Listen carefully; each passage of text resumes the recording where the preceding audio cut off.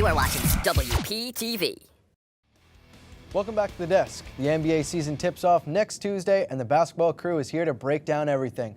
But first, Chris Douglas is going to recap a wild offseason. With the NBA season less than a week away, major moves were made league-wide in an attempt to stop the Golden State Warriors from defending their title, including their cross-country rivals, the Cavaliers, sending Kyrie Irving to the Celtics for a package of players and picks, including all-star point guard Isaiah Thomas. This was the first trade ever in which two 25-point-per-game scorers were traded for one another. Kyrie Irving will be joined by a new cast in Boston, including Gordon Hayward. And this shakeup highlighted an offseason full of player mobility. Paul George and the Thunder acquired him and Carmelo Anthony for 2017 MVP Russell Westbrook. This offseason has provided us with a Dwayne Wade and LeBron James reunion in Cleveland. It is hard to tell who won the offseason with so many stars being shipped to new cities.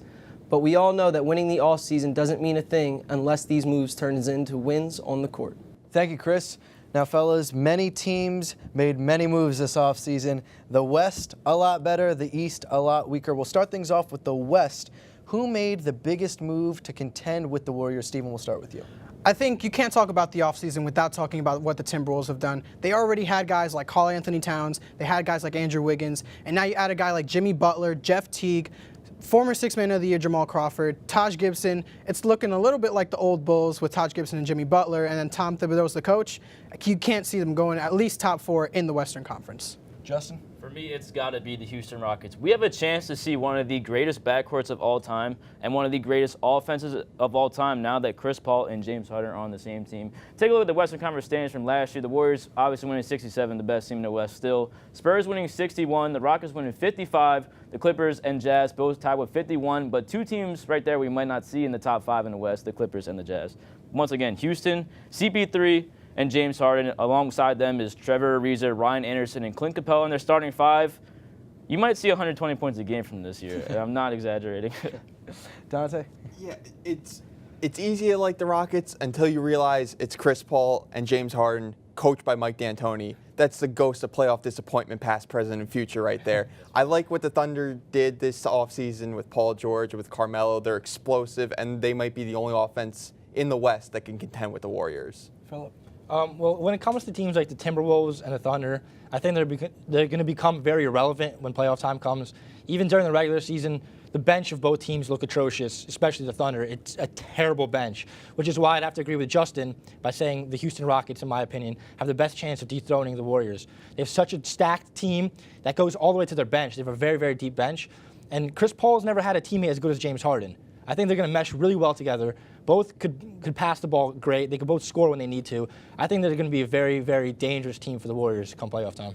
Now we'll switch things over to the Eastern Conference, where a lot of players are now gone. They now went to the Western Conference, so now we have the chance to see some new faces in the playoffs. Dante, we'll start with you. What team could surprise some people and end up in the playoffs? Yeah, well, if you look at last year's Eastern Conference standings, 5th place was barely over 500. The Atlanta Hawks went 43-39, and then 5th through 9th were separated by only 2 games. The bottom of the East is wide open, and of all the teams I think can move up, I like the Milwaukee Bucks. Giannis Antetokounmpo is getting better every year. Last year, he led his team in all major statistics. You know, the Pacers and the Bulls in his division are, they traded away their top players. So Milwaukee could get a few more wins this year. I like them towards the top of the East. Philip? Believe it or not, I think the Brooklyn Nets could slip into that playoff contention. I mean, they made some big additions. They added Jay Crowder. They added Mozgov. All right, they're not as big. Rookies coming in. And most importantly, they added D'Angelo Russell, who I think could mold himself to become a superstar-like talent. Not yet. I don't want to go crazy and say he's a superstar yet, but he could become that talent. I mean, he was a second overall pick just 2 years ago.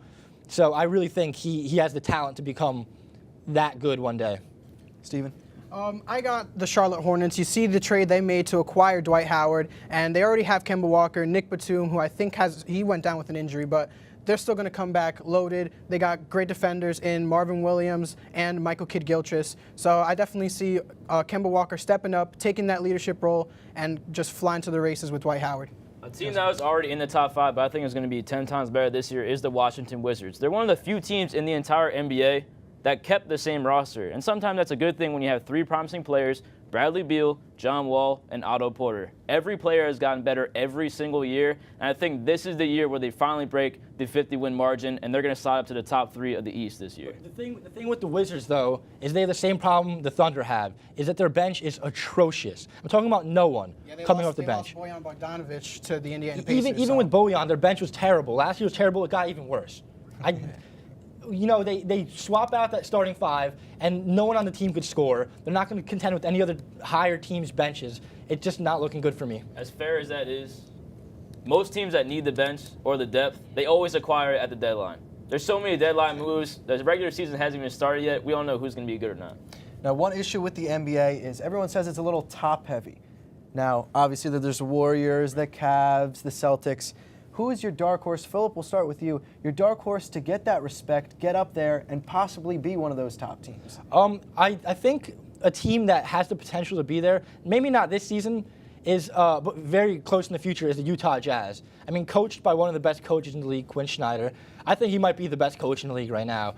And, people made a big deal about them losing George Hill and Gordon Hayward, but it's a very system-oriented offense. So Joe Ingles is going to fill in Gordon Hayward's spot pretty easily.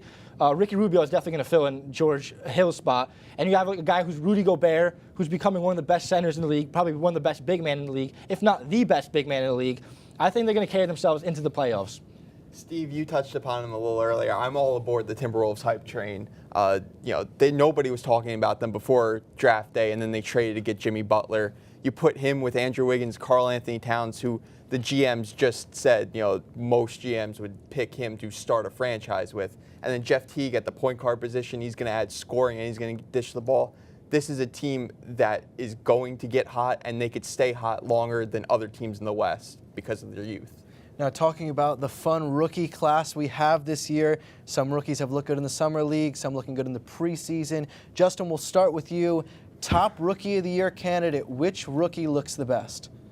Ben Simmons, the Fresh Prince, the second coming. Ben Simmons is going to be so impactful this year. He had similar numbers to his 2016 Summer League season to what he did in the preseason this year. 9.2 points per game, 5.4 rebounds and assists per game, and 2 steals per game. Not only that, but he's shown that he has the ability to contest shots at a high rate as well. Ben Simmons, without a doubt, is going to have the highest impact on the court just because he makes his teammates so much better. He's going to grab a rebound and beat you up the floor in 3 dribbles. He has the quickness of Russell Westbrook and the size of a stronger KD. He's 6'10", 240. You want to see 6'10", 240 coming at you at the speed of Russell Westbrook? Me personally, I'm getting out the way, so I'm curious to see what NBA defenses can do against this kid. Well, Russell Westbrook could finish at the rim. Again, he is a rookie. I'm not saying he's perfect. He's going to get We're talking best rookies here. We're not talking about he's best gonna player get in to the the league, rim. right? Isn't Russell Westbrook not even in your top 5? He's not. Okay. But at least he could finish at the rim. That's fair. Ben Simmons He's gonna also learn. isn't in my top He's gonna 5 learn because he can't finish. He's at the gonna rim. learn. All right, Steven, who's your pick? I got to hop on the Kyle Kuzma hype train, guys, on the Los Angeles Lakers. As you can see, he's had a very, very, very good preseason, very good summer league. Almost 22 points per game in the summer league, 6 rebounds, 3 assists, and about a block. And then in the preseason, still carrying the load offensively, 19 points, gotten a couple rebounds, not dishing it as much, but I think he is the real deal. We've heard many reports. Richard Sherman was talking about him, saying that he is what the Lakers hope Brandon Ingram would turn out to be. He is developing very quickly. He's adjusting to the three-point shot in the NBA, hasn't shot as many threes in college than he does now, and I think he's going to turn into a very, very big dark horse for that Rookie of the Year. All right, that's all the time we have for this episode of WP Sports Desk. Thank you to our analyst, crew, and studio manager, Al Clark. From Studio B in Hobart Hall, I'm Turner-Demondo. We'll see you next time.